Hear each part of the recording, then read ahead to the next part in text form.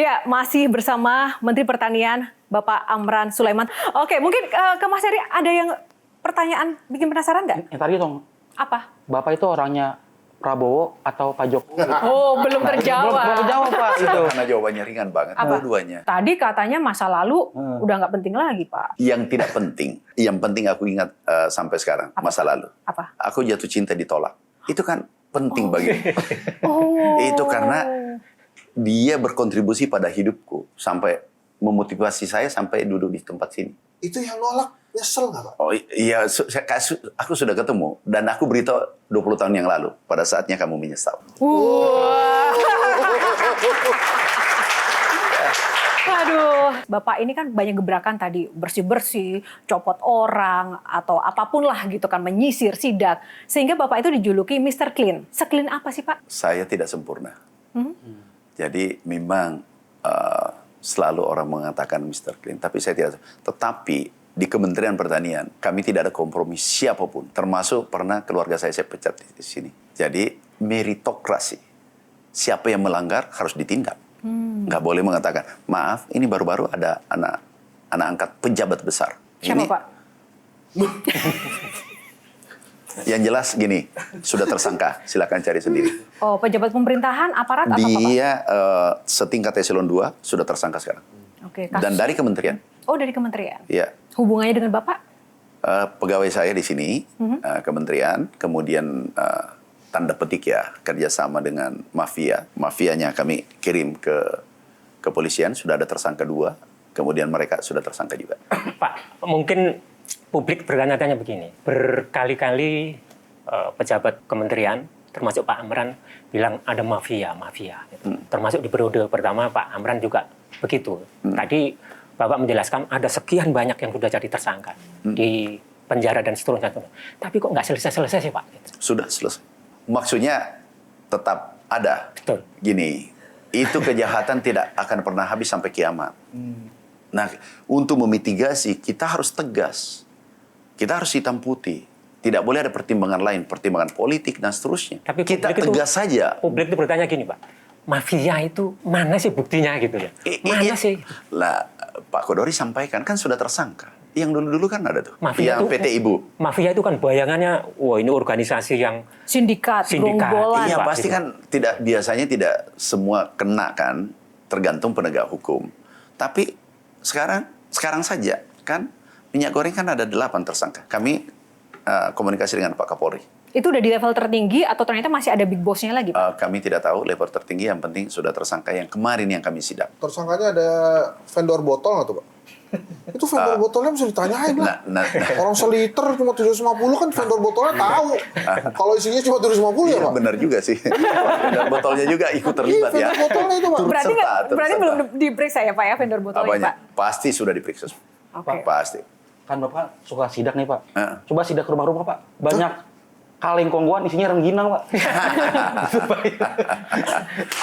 Lu gue pikir Aku serius ini perhatian. pokoknya udah serius ini. Saya terpancing juga. Itu bertahun-tahun Pak dibiarkan.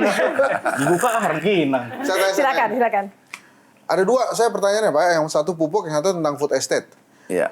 Pupuk Pak, itu saya dalam sebuah diskusi saya mendengarkan bahwa kenapa pupuk subsidi itu selalu kurang karena tentang suplai data dari Kementerian Pertanian kepada desa-desa penerima pupuk subsidi. Jadi misalnya di data Kementan 2 ton, ternyata kebutuhannya 4 ton, makanya mereka selalu kurang. Nah itu benar atau tidak? Nah pertanyaan kedua nih sekalian nih, Bapak dianggap sebagai penyelamat Pak Prabowo di case-nya food estate. Nah dari 2 pertanyaan itu silakanlah Bapak mana duluan itu mau dijawab itu. Yang pertama, sekarang satu data BPS. Kementerian Pertanian nggak boleh mengeluarkan data. Oh oke. Itu sekarang. Jadi Kalau semua sebelumnya data mengeluarkan Pak ya? mengeluarkan dulu. Oke. Saya katakan daripada digunakan orang yang tidak bertanggung jawab, lebih baik satu data BPS independen. Jadi data selesai. Kemudian food estate yang kita bangun itu mutlak. Penduduk ini bertambah 3,5 juta orang per tahun. Pangannya dari mana? Kemudian lahan yang sudah ada 7 juta. Kalau ini tidak ditambah, ini bisa kita kekurangan pangan. Pak Hendy tahu sekarang apa yang terjadi di Malaysia? Mungkin sudah lihat antri dan beli beras. Kemarin malam, Jepang, harga beras hampir 100.000 per kilo. Kira-kira kalau Indonesia 20.000 aja pasti huru-hara. Filipina kekurangan beras. Sekarang nih. Nah, food estate ini sangat penting. Sambil intensifikasi, kita ekstensifikasi. Persiapan generasi ini, anak-anak muda yang di belakang ini akan melanjutkan pembangunan nanti. Jangan kita ego. Iya. Kita persiapkan peta jalan untuk itu, agar mereka tidak tersiksa nantinya. Ingat, sekarang ada climate change, perubahan iklim yang luar biasa. Krisis pangan dunia dan berdampak ke Asia, termasuk Indonesia. Ini kita harus jaga. Makanya Presiden perintahkan segera realisasikan ini. Nggak, itu pertanyaannya begini Pak. Ini terkait dengan spion tadi kan, kita sepakat spion itu untuk melihat ke belakang supaya kita bisa maju ke depan. Ya. Pak Prabowo ditugaskan oleh Pak Jokowi bikin food estate. Ya. Nggak jalan nih. Datang nih Amran Sulaiman. Ya. Jadi nih barang. Oh, penyelamatnya Pak Prabowo. Makanya kemudian Bapak dipercaya lagi menjadi Menteri Pertanian. Nah itu bener nggak tuh cerita itu? Ini menarik sekali. Kami dipanggil, bisa bantu nggak jadi menteri? Iya Pak, siap. Terus gimana menjawab food estate yang Kalimantan kan? Ya. Pak harus dijawab dengan kerja, nggak bisa narasi. Kami ini eksekutor, kami ini praktisi. Harus kami jawab dengan hasil kerja. Singkat cerita kami panggil semua ahli tanah, ahli tanaman yang dari Kalimantan. Kenapa nggak bisa tumbuh? Oh ini Pak susah air, kenapa? Harap Pak gini-gini. Ini Pak cahaya matahari dan seterusnya. Agroklimatnya penyesuaian dan seterusnya. Oke, sini. Jadi nggak bisa, nggak. Oke, baik. Aku ini baru dilantik 1 hari. Saya ingin 41 hari berhasil. Oh anu susah, oke. Duduk sebelah sini, yang tidak bisa. Yang bisa sebelah sini. Maksudnya Pak, kamu tidak layak memimpin. Nah, terus? Dia bilang, kalau begitu aku sanggup. Karena dia sudah tahu karakterku. Meritokrasi. Nggak sanggup, minggir. Nakal, minggir. Ke lapangan, tanam, dan seterusnya. Saya katakan, bulan saja orang sudah tanami. Siap ditanami bulan. Apalagi bumi. Ayo kita beresin. 40 hari aku datang. Tumbuh jagung, lebih tinggi dari saya. Subur. Wamenhan datang penasaran. Diutus oleh Pak Menhan waktu itu, Pak Prabowo. Pak Menhan ke sana, cek langsung. Aku ditanya, kok ini tumbuh, sana tidak tumbuh? Oh ya beda Pak perlakuannya. Apa? Ini ada ilmunya. Apa ilmunya? Rahasia Pak. Aku didesak. Gimana? Aku bisiki telinga direkturnya. Kalau ini tanaman mati, bersamaan mati karirmu di pertanian. Dan itu tumbuh. Tapi kenapa beberapa hari yang lalu Ngeri. Pak Amran tuh ngomong food estate gagal karena Wartawannya yang menulis. karena tidak terintegrasi. Yang belakangan Yang saya katakan, nah inilah jangan dipelintir. Ini yang dulu, kenapa gagal proyek 1 juta hektar? Karena pendekatannya tidak holistik. konteksnya masa lalu. Iya. Nah ini menarik sekali Pak Kodori pertanyaannya. Dulu di Kalimantan dengan Papua Selatan Merauke, 1 orang mempunyai lahan 400 hektar, 1.000 hektar. Kita cetak sawah nih, baru tinggalkan. Kalau mau pakai manual, cangkul, itu 20 tahun itu diselesaikan. Ini jadi hutan kembali nih. Apa yang dimaksud holistik?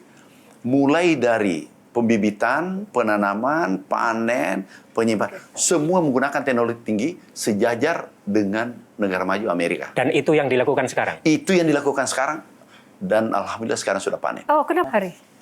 Mewakili milenial ya. Tadi mau bicara tentang mewakili boomers ya. Tadi kan dibilang ketahanan pangan apa di Malaysia atau di mana tadi yang krisis gitu Filipina. kan? Ya, Filipina, itu Filipina, kan. Jepang. Kalau di Indonesia kan takutnya kan gara-gara milenial nih yang nggak mau turun ke sawah. Kan? Menarik nih. Ya itu, Oke. itu kan petani sekarang tuh ya udah uzur-uzur lah, masih Iya. ngangkul segala macam itu Oke. kan. Kenapa nggak tertarik gitu? Atau mungkin nggak sih kalau gagal panen itu kan salah satu kendala juga tuh takutnya gagal panen malas bertani gitu. Mendingan yang dagang aja gitu. ini. Itu ada nggak sih di pertanian itu kalau gagal panen itu dapat asuransi gitu Pak? Itu kami yang terapkan pertama asuransi. Tapi yang menarik pertanyaannya milenialnya. Milenial tidak akan turun ke sawah bertani kalau tidak menguntungkan dan tidak menggunakan teknologi tinggi. Betul. Karena nggak mau Dua. kotor, kesannya seperti Iya. itu ya. Nah, Dan masih belum bergengsi menurut Ya, milenial. sekarang kami transformasi pertanian tradisional menuju modern. Dan pakai drone, GPS. Makanya ketemu Traktornya Pak jalan Ganjar sendiri. ya, Pak, kemarin, Pak. Sekarang yang mendaftar tahu nggak? Milenial tahu mendaftar sekarang 27.000. Termasuk di Merauke, Kalimantan Tengah, Kalimantan Selatan, Sumatera Selatan. Langsung turun ke sawah. Turun ke lapangan 27. Bukan milenial buat konten doang masalahnya, Pak. Bukan. Dia bekerja sekarang, kami buka sekarang 1 juta hektar lebih. Dan mereka turun, perempuan yang operasikan traktor. 2 syarat untuk menurunkan milenial ke lapangan, ke pertanian. Karena ada 52 generasi Z dan milenial. Untuk menuju Indonesia emas, ini harus masuk. Kalau gagal menarik milenial, Indonesia emas sulit. Teknologi tinggi dan menguntungkan. Tahu pendapatannya? 20 juta. Saya target minimal 10 juta. Dia dapatkan 20 juta yang di Aceh. Di Merauke dia dapatkan 20 juta, 15 juta minimal per bulan bersih. Artinya dia di atas gaji menteri. Jadi kita ciptakan yang menarik. Tapi kalau pendapatannya 3 juta, pasti tidak mau. Lebih baik jadi pegawai. Kementerian Pertanian itu punya hak otoritatif ke Institut Pertanian Bogor nggak? Yang kemudian sekarang jadi institut fleksibel banget itu. Kan gara-gara itu tuh lulusan-lulusan IPB itu nggak ada yang mau jadi petani tuh. Maksud saya Kementerian Pertanian tuh punya hak otoritatif nggak? Lulusan-lulusan IPB itu harus jadi petani ya, jangan masuk jadi karyawan bang. Pak, Gitu. Mas Henry, Pak Henry, nggak bisa. Milenial nggak bisa dipaksa. Tapi kita ciptakan di situ gula atau semut. Gula seperti semut. Mereka datang. 20 juta serius Pak? Sebulan. Sebulan. Oke. Iya, bersih. Tertarik, Mas. Makanya ini kayaknya Tertarik, Oke. Mas Hensat. Menurut Bapak, idealnya pendapatan para petani kita tradisional ya, tradisional itu idealnya itu berapa dan apakah sudah terpenuhi di tahun 2025 ini? Sekarang ini posisi NTP karena itu ukurannya, itu kemarin terakhir 110. Dulu 98 untuk pangan. Dan tahu datanya.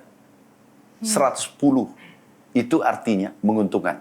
Artinya sudah bisa disebut sejahtera atau belum petani kita? Dia sudah cukup, yang penting jangan rugi. Kalau dulu 98, kami pertama menteri sini, 98, 97, 98. Artinya merugi kan? Nah ini bergerak naik NTP 110. Tapi yang paling tinggi perkebunan, 150, 150. Nggak usah urusi saya. Allah sudah kasih rezeki, Alhamdulillah. Saya kan dulu pengalaman miskin 36 tahun. Jadi kami ingin berbuat untuk Republik ini.